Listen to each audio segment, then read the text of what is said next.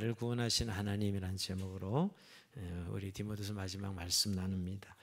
제가 사실은 오늘 본문은 16절에서 18절까지입니다. 그 19절부터 22절을 지난주에 했어요. 사실은 시간 절약을 위해서 위에 너는 어서 속히 내게로 오라, 우리 지난주에 그 내용을 하면서 시간 절약을 위해서 그 뒷부분까지 지난주에 강의 설교를 했습니다.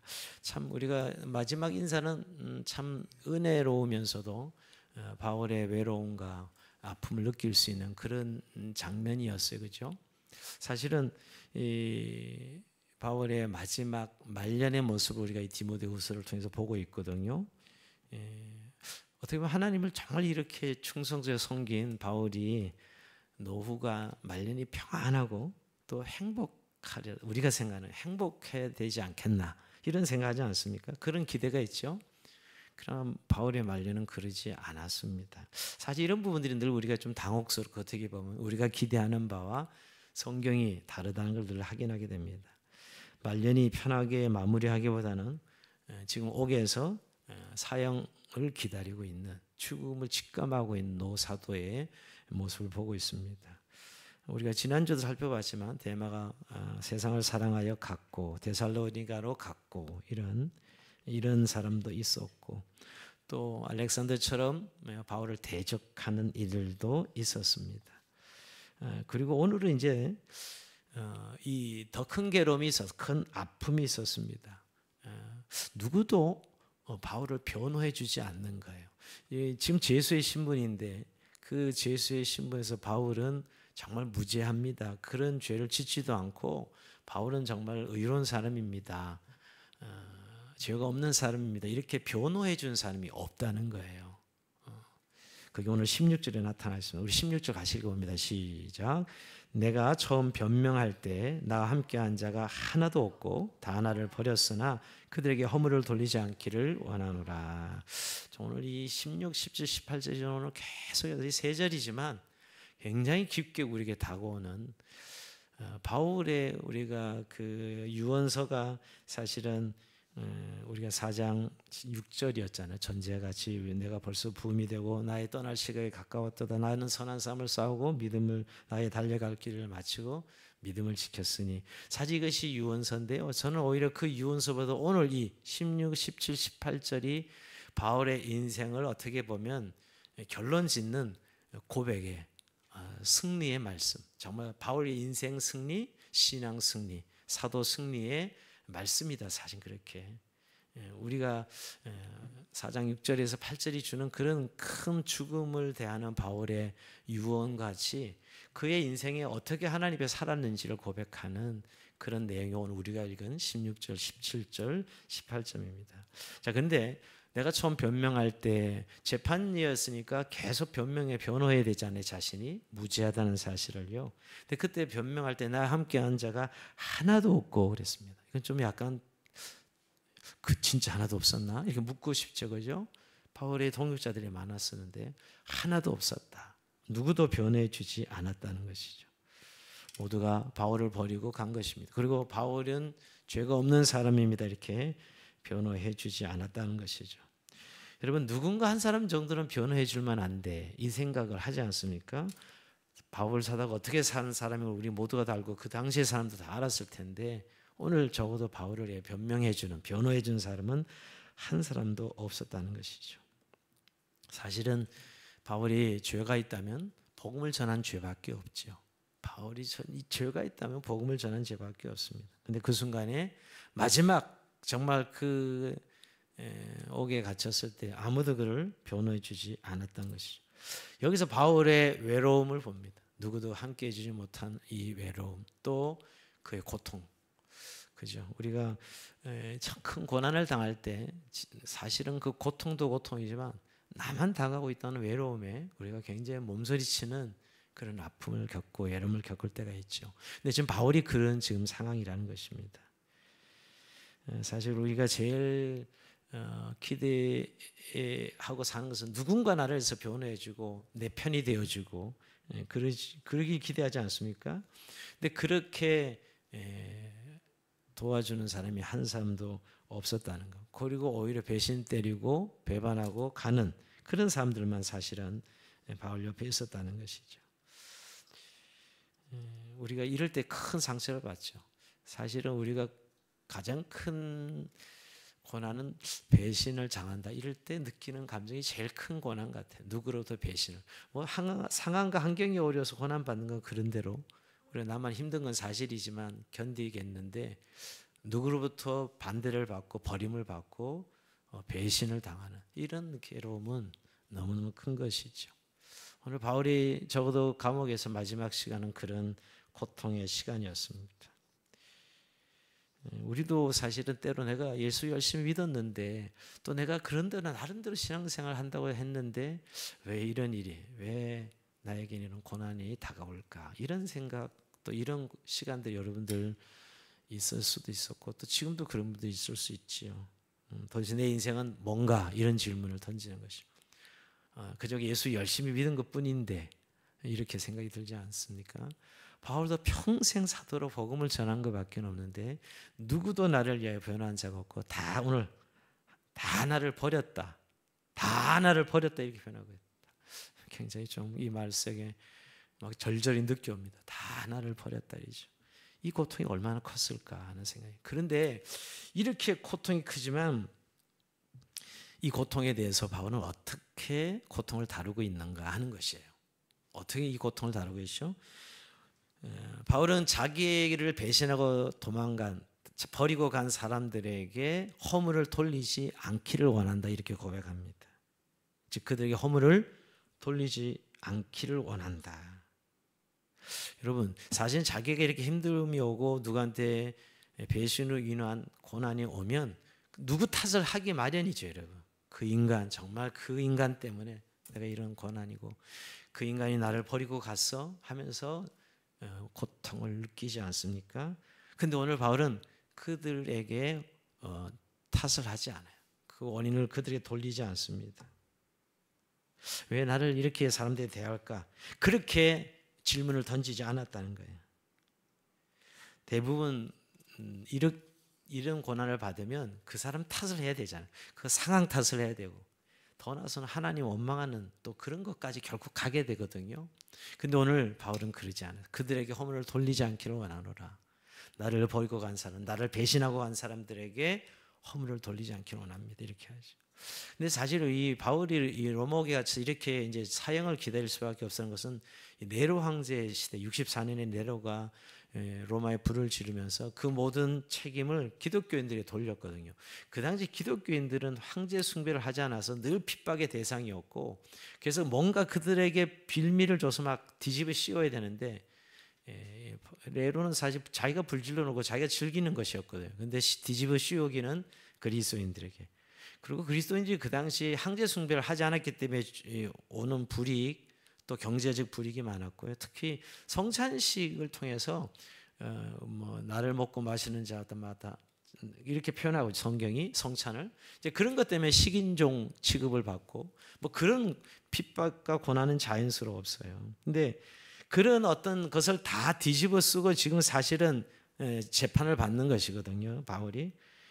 근데 누구도 나서지 않는 것은 당연한 거죠. 자기가 나섰다가는 자기도 똑같은 죄목으로 뒤집어 쓸 텐데 위협을 받을 텐데 누가 나서겠어요. 그죠? 만약에 바울을 변호하면 똑같이 자기도 바울처럼 감옥에 갇히는 상황이 될 텐데 그러지 않았던 것이죠. 그때 사람들은 오늘 얼마나 원망했을까. 일반적인 사람이었다면 얼마나 원망하고 힘들어했을까. 그런 생각이 듭니다. 그런데 오늘 바울은 그렇게 하지 않았다는 것이죠. 세상을 미워하거나 또 하나님을 원망하거나 사람들을 미워하는 그런 관점에서 문제를 해결하지 않습니다. 자, 근데 여러분 이럴 때 우리가 늘 자기가 당하는 고난에 대해서 이렇게 자기 연민적으로 흘러가는 것이에요. 이게 객관적인 고난의 그런 상황을 보지 못하고 이런 것이 내가 너를 위해서 얼마나 애썼는데 내가 너를 어떻게 해줬는데 물론 뭐 자식한테도 대부분 이렇게 성장하면 부모들이 섭섭한 게 내가 너를 어떻게 키웠는데 뭐 이런 내용들이 감정이 오면 그 자기 연민 쪽으로 가게 돼 있어요. 그래서 그 사람 탓을 하죠. 또 그 환경 탓을 하고, 그럼 자연스럽게 하나님을 원망하게 됩니다. 근데 오늘 바울은 지금 자신이 당하는 고난을 크게 생각하지 않고 오히려 다른 사람의 허물을 관대하게 받아들이고 있거든요. 여러분, 우리가 참 다른 사람에 대해서는 굉장히 엄격한 기준을 발동해서 막 지적하고 그 사람을 평가하고 비판하죠. 근데 여러분, 자기 자신에게는, 그러니까 우리가 고난받을 때도 항상 이런 자세라는 거예요. 이게 그 사람 때문에 내가 다 이런 고통을 당하고, 너 때문에 내가 이런 어려움을 당하고, 이 환경 때문에, 이 공동체 때문에 뭐 이렇게 자꾸 누구 탓을 하는 것은 내 고난이 크고 니네는 그렇지 않다는 생각을 가지고 있는 거죠. 근데 오늘 바울은 그 반대였습니다. 오히려 자신이 겪고 있는 아픔을 작게 여기고 다른 사람의 아픔을 크게 여기고 있어요. 그 사람의 허물을 돌리지 않기를 원하노라 하는 것은 그 사람도 다 그럴 만한 이유가 다 있는 거죠. 그죠? 나섰다간 자기도 당하는데 누가 나서겠어요, 사실은. 그러니까 너무너무 힘들긴 하지만 그 사람들에게 그 탓을 돌리지 않고 있는 것이죠. 여러분, 그래서 우리가 우리의 약점과 한계에 대해서 좀 이렇게 봐야 돼요. 근데 다른 사람의 약점과 다른 사람의 아픔에 대해서는 막 우리가 얼마나 냉혹하게 판단해요. 근데 자신에게는 엄청 간대합니다. 그래서 우리가 우리의 권위 더 크게 부각되고, 결국 크게 부각되면 다른 사람을 자꾸 탓하게 되는 것이죠. 오늘 바울의 말년이 멋있는 인간 승리로 제가 이야기하는 것은 이 정도 되면 사람 탓을 하고 싶거든요. 또 그래서 해결하고 싶어 해요, 우리 마음에. 근데 그렇게 하지 않았다는 것이죠. 오히려 누구 탓을 하지 않고 그 시선을 하나님께로 향합니다. 이게 믿음의 사람이죠. 사람이나 환경 탓을 하지 않고 하나님께 시선을 돌리죠. 자, 17절 한번 읽어봅니다. 시작. 주께서 내 곁에 서서 나에게 힘을 주시면 나로 말미암아 선포된 말씀이 온전히 전파되어 모든 이방인이 듣게 하려 하심이니 내가 사자 입에서 건짐을 받으리니라. 아멘. 여기 보면 주께서 하되 그러나 주께서 내 곁에 서서 이렇게 그러나가 있습니다. 그러나 참 이렇게 고난에 직면하고 외로움에 직면하고 있지만 주님이 내 곁에 서서 내게 힘을 주십니다. 이렇게 고백하고 있어요. 그러니까 지금 시선을 누구 탓을 하거나 그거 하나 변호해 주지 않고, 그리고 나를 버리고 가 그 사람들에게 시선을 돌리지 않고 하나님께로 시선을 돌리는 것이죠. 하나님이 여전히 내 곁에 계셔서 내게 힘을 주십니다. 이렇게 고백하고 있습니다. 참 여러분, 이게 믿음이에요. 우리가 신앙생활 하는 게 여기 있습니다. 여러분, 우리가 이렇게 벌써 딱 생각하는 분들이 있을지 몰라요. 바울이니까 그렇죠. 뭐 바울이니까, 베드로니까, 모세니까, 뭐 이렇게 혹시 성경 이야기니까 그렇죠. 우리는 그냥 이럴 때 당연히 사람 탓하고 무너지는 거 넘어지는 게 당연합니다. 이렇게 성경을 읽는 분들이 없었으면 좋겠어요. 네. 가끔 그렇게 읽지는 않을까. 그러니까 성경은 그냥 성경이 아니고 내 삶을 이럴 때 그냥 무너지는 게 자연스럽고 누구 탓을 해서 해결하는 게 맞지라고 이렇게 아예 성경을 읽는 분들이 가끔 있더라고요. 근데 오늘 그렇게 생각하는 이유가 제가 오늘 왜 지적하냐면 그것은 지극히 세상적인 사고방식으로 살고 있는 거예요. 그러니까 저 사람이 잘된 건 뭔가 탁월하기 때문에 뭐 금수저이기 때문에 저 사람 나름대로 뭔가 특이한 뭐 재능이 있기 때문에 다 이렇게 해석을 하거든, 세상은요. 그러니까 그 이유를 자꾸 만드는데 그 이유가 지극히 세상적이야. 그러니까 오늘 베드로가 이렇게 신앙적으로 승리하는 모습을 보면서도 뭔가 특별한 은혜를 받았으니까 그 말이 틀린 건 아니에요. 근데 그럼 나는 관계없다는 거잖아요, 여러분. 여러분, 오늘 우리가 세상의 탁월함이나 잘남에 의해서 하나님을 평가하지 않습니다. 하나님 절대 우리가 그리스도 안에서 우리가 하나님 앞에 구원받았을 때, 부름을 받았을 때 전혀 그런 조건은 1도 포함되지 않았어요.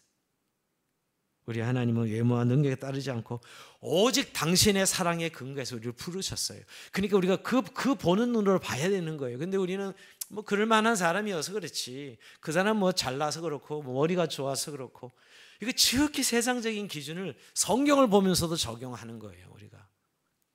나는 아니고 그 사람은 그럴 만한 믿음, 바울이야 뭐 위대한 노사도 하나님이 얼마나 크게 쓰임 받았어, 그냥 당연히 그런 사람이겠지라고 바울이 똑같은 우리의 인간 하나님의 부름받은 사람으로 그 외로움과 아픔의 자리에서 하나님의 도우심을 바라보며 믿음으로 그 고난을 해결한 것이죠. 그 사람을 원망하고 인생을 저주하지 않고 하나님께 주신 믿음을 사용합니다. 우리에게 주신 믿음을 오늘 하나님 이렇게 사용을 주신 것이거든요. 우리의 연약함에도 불구하고 오늘 하나님이 함께 하셔. 주가 내 곁에 서서, 주가 내 곁에, 여러분 주님께서 마지막 날 승천 직전에 내가 세상 끝날까지 너희 항상 함께 있으리라, 이 약속을 믿는 것이죠. 사실 우리가 늘 신앙을 하긴 할 때 좀 감정적인 요소들, 또 신비적 체험이나 이런 것들을 자꾸 기준으로 우리의 신앙을 점검하는 분들이 많습니다. 특히 한국 분들은 그런 분이 강한 것 같아요. 진짜 객관적인 하나님 약속의 말씀, 오늘 지금 죽음이 짝깍짝깍 다가오고 있지만 바울은 주님이 내 곁에 서서 내게 힘 주시는, 나를 도우시는 하나님이십니다, 이렇게 고백하고 있는 것이거든요. 완전 역전의 고백이죠, 여러분. 그러니까 정말 세상의 방법, 세상의 관점으로 말하면 나 망했다, 이렇게 그야말로 망한 세상 이렇게 가는가 보다, 이렇게 고백할 수 있는 상황인데 바울은 완전 다른 고백을 하고 있잖아요. 누구도 원망하지 않고, 오늘 자기를 배신한 사람을 원망하지 않고 나와 함께 하시는 하나님이 내게 힘을 주신다고 고백하고 있는 것입니다.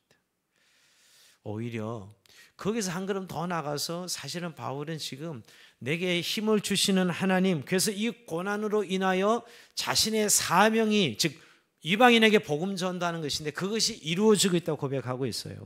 자, 주께서 내게 있어서 나에게 힘을 주시면 나로 말미암아 선포된 말씀이 온전히 전파되어 모든 이방이 듣게 하려 하심이니 그랬어요.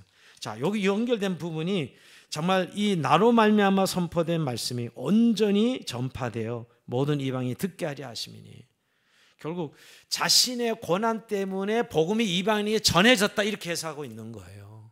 여러분 빌립보서 이미 이야기했어요, 그죠? 바울이 내가 옥에 갇힘으로 오히려 복음이 더 편만하게 증거되더라 하는 것이에요. 여러분 누가 감옥에서 복음을 전하겠어요? 아무도 전할 수 없잖아요. 그런데 오히려 옥에 갇힘으로 전하게 돼, 또 바울이 옥에 갇혔다는 소식을 듣고 막 또 이 바울을 미워하던 사람들이 날뛰면서 오히려 복음을 전하죠. 오히려 그로 인해서 바울과 경쟁 관계에 있었던 사람들, 오히려 그래서 바울은 오히려 이 고난으로 인하여서 내 사명을 다시 감당할 수 있게 되었다. 여러분 바울이 이방인의 사도로 부름을 받았거든요. 우리가 빌립보서 표현으로 보면 오늘 1장 14절 형제 중 다수가 나의 매임으로 말미암아 주 안에서 신뢰함으로 겁없이 하나님 말씀을 담대히 전하게 되었느니라. 빌립보서 옥중 서신이에요. 옥에 있으면서 결국 그런 고백을 하고 있는 것이죠. 그러니까 오늘 이 옥에 갇혀 죽음의 시간을 기다리고 있지만 나에게 하나님께 힘 주셔서 바울이 사명 감당하도록 하게 하셨다는 것입니다. 오히려 우리가 이런 고난의 시간에 자기 연민에 빠져서 정말 힘든 시간을 보낼 수도 있고요. 뭘 우리가 선택? 믿음으로 하나님의 얼굴을 구하면서 사명을 해서 가는 오늘 바울의 모습, 두 가지 모습이 있죠. 오히려 고난의 시간에 복음 전하는 기회로 사용하고 있는 것이에요. 저는 정말 이 말씀을 너무너무 체험하고, 내가 만약 사명이 없었다면 그 고난이 왔을 때 안진이 무너져 버렸을 때 그 사명 때문에 다시 일어나는 거예요. 결국 사명이 나를 살리는구나 하는 생각을 합니다. 사명이 나를 살리는 거예요. 만약 그 사명이 아니었으면 그냥 여기서 여기까지입니다 하나님, 이렇게 사실은 끝냈을 것 같아요. 그런데 내 사명이 있기에 다시 하나님이 나를 이 고난도 결국 사명을 해서 일어나게 하시는구나 하는 사실을 고백하면서 일어나게 되더라고요. 오늘 바울이 지금 사실 죽음의 시는 가까이 오고 있지만 오히려 그 마지막 불꽃을 태우는 것은 고난에 함몰되어 있는 게 아니라 내 곁에 서서 나에게 힘을 주는 하나님이 복음을 담대히 전하게 하셨다, 이렇게 지금 고백하고 있는 것이죠. 여러분 이게 바울만의 고백이 아니라 오늘 그리스도 안에 살아가는 모든 자에게 하나님께 주시는 은혜인 것을 믿으시고, 오히려 이때야말로 역전의 시간이에요. 사실은 믿으면 하나님 바라보면서 역전이 일어나는 것이죠. 하나님의 도우심을 경험하고 하나님의 구원을 경험하는 시간입니다. 이때야말로 세상들 시간으로는 다 망해야 되는 시간인데 거기서 뽀득뽀득 일어나는 거잖아요. 그래서 바울이 뭐라고 표현하고 있죠? 오늘 17절 후반절에 내가 사자 입에서 건짐을 받았느니라, 사자 입에서 건짐을 받았느니라, 이렇게 표현하고 있습니다. 여러분 이 편 딱 들으면 뭐가 생각나죠? 다니엘이 그 말, 아마 다니엘 생각하면서 이 구절 썼다고 저는 생각해요. 다 바울이요. 사자 입에서 내가 건짐을 받으니라. 여러분 믿음 지키다가 결국 사자굴에 던져지잖아요. 하나님도 무심하시지. 하나님 말씀 지키려고 그렇게 애썼는데 그것도 도와주시지 않고 사자굴에 그냥 던져서 사자가 한꺼번에 와다득 그냥 씹어서 죽임을 당하도록 해. 근데 하나님의 사자 입을 봉하여서 그를 건져주십니다. 오늘 바울이 이거 표현하고 있는 것은 내가 이 고난 속에서도 하나님께서 나를 사자에서 건지시고 나를 돕고 계신다고 고백하고 역전의 하나님을 고백하고 있는 것이에요. 여러분 우리가 그러니까 고난이 왔을 때 거기에 우리가 두려워서 함몰되지 아니하고 오히려 그 고난의 끝에서 나를 역전시키시는 하나님을 바울이 고백하고 있는 것입니다. 물론 우리의 시간표가 아니라서 참 힘들 때가 있지요. 그러나 여전히 오늘 다니엘이 마지막 순간까지 사자굴에 던져질까지 여전히 하나님 앞에 기도하는 모습을 잃지 않습니다. 하나님 도움을 구합니다. 하나님이 이런 데도 안 도와주시나? 그러지 않는다고요. 끝까지 하나님을 신실하게 신뢰하는 것이죠, 여러분. 그럴 때 하나님의 구원이 그에게 옵니다. 역전이 아니에요. 오늘도 사자 입에서 건짐을 받았다 하는 고백이 오늘 바울의 자신의 고백이죠. 사실은 우리가 생각에는 곧 이어서 사형을 받는데 순교하는데 라고 여러분 생각할지 모르지만 마지막 죽는 순간까지 하나님 그를 건지셔서 그를 사용하셨다는 거예요. 오히려 그의 순교는 비참한 죽음이 아니라 그를 순교의 제물을 받으시는 장면이었지 어떤 사람의 저주스러운 죽음이 아니었다는 사실을 오늘 바울 스스로 고백하고 내가 사자 입에서 건짐을 받았느니라 이렇게 고백하죠. 여러분 우리가 바울 같은 상이라면 신세 한탄하고 자기 연민에 빠질 수 있는 분명히 한 가지 선택이 있고요. 또 하나는 이렇게 바울처럼 우리가 믿음으로 고백하면서 역전하신 하나님, 믿음으로 역전을 해서 건짐을 받은 하나님을 찬송하고 고백할 수 있는 것이죠. 그래서 더 나아가서 바울은 이제 고백합니다. 자, 18절 볼까요? 주께서 나를 모든 악한 에서 건져내시고 또 그의 천국에 들어가도록 구원하시리니 하면서 이제 마지막은 하나님께 영광을 돌린 찬송으로 이어집니다. 자, 정말 자신의 삶의 여정 속에서 결국 지난 시간 동안 자신이 그런 고난과 어려움이 있었지만 결국 하나님은 나를 모든 악한 일 건져내시고 나를 천국까지 들어가시도록 하신다라고 고백하고 있는 것이죠. 오늘 구원의 소망을 담고 있습니다. 여러분 참 이런 지금 시련과 죽음이 다가오는 시간 속에 오늘 이 고백을 하고 있다는 것을 우리가 잘 생각해 봐야 돼요. 지금이 어떤 고난의 시간을 가고 있는데 오늘 바울이 주께서 나를 모든 악한 일 건져내시고 또 그의 천국에 들어가도록 구원하신다 이렇게 확신하고 있는 것이죠. 근데 이건 낙관이 아닙니다. 아니 그냥 긍정적인 사고방식이 아니에요. 하나님의 신실하심을 믿는 거죠. 그 약속의 신실하심을 믿는 믿음에서 나오는 고백입니다. 결국 나를 모든 악에서 보호하시고 결국 천국으로 인도하실 하나님 영광을 받으시옵소서 이렇게 찬양하는 것이죠. 이게 참 역설이긴 해요. 그는 연속에 고난이 연속했잖아요. 바울이 편한 날이 있었을까요? 그러지 않았어요. 근데 연속에 또 하나님 건지심과 도우심이에요. 그러니까 하나님에 대한 고난도 없으면 또 이런 연속의 도우심도 경험하지 못하는 거예요. 난 좀 편안하게 살았으면 좋겠는데 사실 우리가 그렇게 산다는 것은 하나님의 뜻과 너무 무관하게 살아가는 것이죠. 오늘 현대인들이 추구하고 있는 그런 편안함을 구하고 있다면 우리가 예수 믿으면서도 하나님 뜻과는 전혀 반대의 삶을 사는 것입니다. 우리는 사실 죄 짓지 않는 거 그게 굉장히 중요하게 생각하는데 죄 짓지 않는 걸 뭘 생각하면 도둑질 안 하고 살인 안 하고 도덕적인 죄만 짓지 않으면 하나님께 영광을 돌린다 이렇게 혹시 생각하고 산다면 우린 정말 하나 앞에 죄인입니다. 믿음을 하지 않은 모든 것이 죄고요. 하나님 앞에 우리가 그 요구하시는 말씀의 삶을 살지 않으면 다 죄 짓고 있는 거죠, 여러분. 그러기에 오늘 우리가 고난의 연속이었는데도 불구하고 하나님의 보호하심의 연속으로 마지막 날까지 내가 하나님의 구원을 확신하는 이 바울의 고백이 그 믿음에서 나온 고백이라는 것입니다. 그러니까 아무 시험도 없고 아무 어려움도 없고 이런 기도 사실은 이런 기도 우리가 맨날 해도 시험이 없는 인생은 아무도 없지만 사실은 근데 그렇게 자꾸 인식하고 싶어하는 분들이 있는 것 같아요. 좀 더 편안하게 좀 더 아무런 어려움이 없이 그런 인생은 없고요, 여러분. 끊임없는 사실 하나님 고난의 연속이지만 또 뭐예요? 끊임없는 하나님의 지켜주신 보호하심을 경험하고 있는 오늘 이 바울의 고백이거든요. 그래서 우리를 완전하게 완벽하게 천국까지 이르게 하시리니 오늘 그 확신을 고백하고 있는 것이, 이게 오늘 바울의 믿음의 승리의 고백이라는 거예요. 저 여러분 삶에 이런 날마다 고백이 있기를 주님을 축복합니다. 고난을 없게 해주세요, 어려움도 없게 해주세요, 이런 기도가 아니라 결국 우리 하나님의 신실하심을 믿기에 이런 고난 중에도 여전히 우리를 구원해 가시는 하나님의 능력을 찬송하는, 또 이 고난 중에 여전히 나를 지켜주고 보호해 주시고 나를 도우시는 하나님의 구원을 찬송하는 것이. 그래서 오늘 결국 마지막은 세세 영원토록 세세 무궁토록 있을지어다. 그에게 영광이, 하나님께 영광이 세세 무궁 있을지어다. 이렇게 하나님께 영광을 노래하며 마무리를 짓고 있습니다. 사실은 자기 인생은 끝나가고 있는데 만약 인간적인 관점에 생각하면 내가 여기서 죽을 텐데 의미 직감하고 있는 것인데요, 그래도 그에게 영광이 세세 무궁할지어다. 이렇게 지금 오늘 고백하고 있는 거예요. 여러분, 우리 이러면 그냥 정신병자인가? 아니거든요.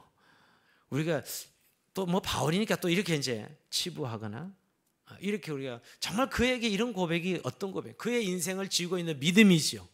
그가 평생 고난의 연속이었지만 주 곁에 서서 나에게 힘을 주고 도우시는 하나님, 나를 보호하시는 하나님께서 내 구원을 온전히 이루실 것이라고 고백하고 있는 거 아니겠습니까?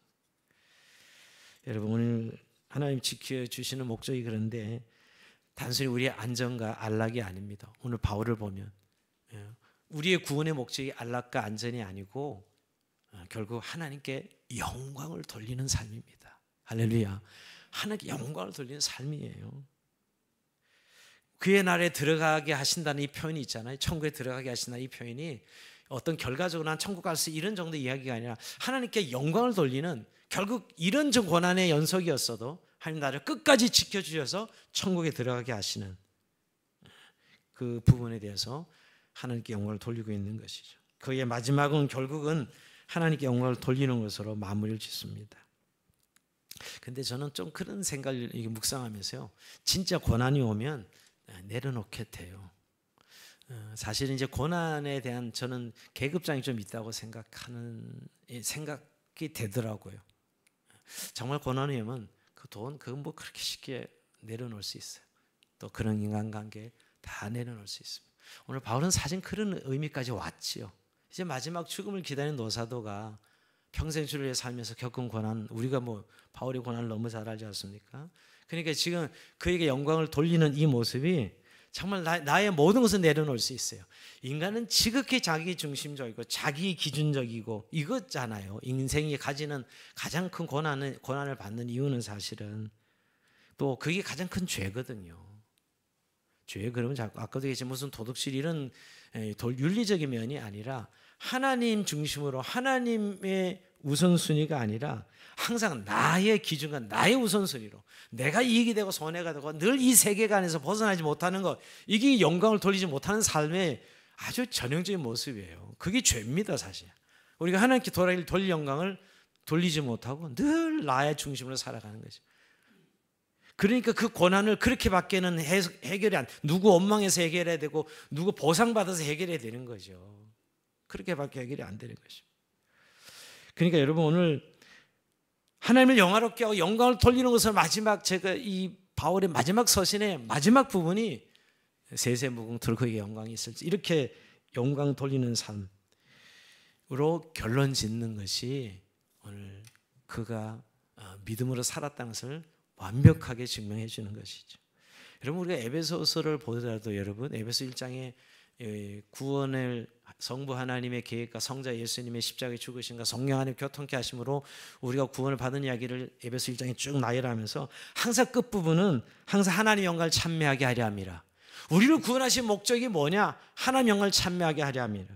6절에 에베소 1장 6절에 보면 이는 그가 사랑하는 자 안에서 우리가 건져 주시는 바 그 은혜의 영광을 찬송하게 하는 것이라. 성부 하나님의 계획을 이렇게 표현하고, 성자 예수님은 12절에 보면 이는 우리가 그리스도 안에서 전부터 바라던 그의 영광의 찬송이 되게 하려 함이라. 또 성령의 역사하심을 14절에 이는 우리의 기업이 보증이 되어서 그 얻은 것 속량하시고 그의 영광을 찬송하게 하려 하시며, 계속 에베소 1절에 그 영광을 찬송한다 그래요. 여러분, 이것이 그냥 미사려구가 아니라 잘 우리가 우리의 삶의 결론이 하나님께 영광을 돌리는 삶이에요. 그렇지 않으면 여전히 죄 짓고 있는 것이거든요. 왜? 아직도 내 중심적인 삶에서 벗어나지 못한. 오늘 우리가 마태복음 5장 16절을 보면 이같이 너희 빛이 사람 앞에 비치게 하여 그들로 너희 착한 행실을 보고 하늘에서 너희 아버지께 영광을 돌리게 하라. 하나님께 영광을 돌리고 우리의 삶의 이유가 오늘 우리가 영광을 돌리면 물론이고 그 사람들이 우리를 보고 하나님께 영광을 돌리게 하라 이렇게 표현하고 있다는 것이에요. 이사야서에 보면 이사야 43장 7절 내 이름으로 불려지는 모든 자 곧 내가 내 영광을 위해 창조한 자를 오게 하라. 내가 그를 지었고 그를 만들어 내 영광을 위해 지었다라고 하나님께서 말씀하시는 거거든요. 여러분 결국 우리 인생의 종국적인 하나님 영광을 돌리는 삶. 그래서 탤런트들이 뭐 대상 받을 때 그런 영광을 돌린다 합격했을 때 영광을 돌린다가 아니라 내 삶이 말이야 하나님께 영광을 돌리는 삶. 오늘 노사대의 마지막 죽음을 직감한 마지막 결론은 하나님께 영광을 돌리는 것이었어요. 단지 그는 뭐 예배 드리는 한 모습에 우리가 초점을 맞추는 것이 아니라 삶의 중심을 삶의 이유가 삶의 기쁨이 하나님을 즐거워하고 하나님을 바라보는 삶이죠. 하나님을 즐거워하는 삶 말입니다. 그게 하나님께 영광을 돌리는 삶이에요. 오늘 여러분 우리가 그래서 늘 감사로 제사를 드리는 자가 나를 영화롭게 한다 그랬는데 결국 우리의 신앙의 종점의 결론이 정말 하나님께 영광을 돌리는 삶으로 매 순간순간 드러나야 되는 것이죠. 여러분 사실 디모데후서가 바울의 마지막 서신이고 마지막 결론 서신서입니다. 우리가 바울 서신을 13권 이렇게 보면서도 늘 바울 그랬는데 저는 오늘 마지막 바울의 마지막 서신서의 마지막 글을 보면서 그거구나. 여러분 우리가 평생 신앙생활 했는데도 이거 정말 하나님 영광을 돌리는 삶이 그냥 미사력으로 아까 말 무슨 잘 됐을 때 붙이는 그냥 말로 내 삶의 결론이고 전국적인 고백이어야 되는데 말이에요. 근데 이런 분들이 있을지 몰라요. 불편한 분들이 있죠. 하나님께만 영광이고 우린 뭐야 그럼?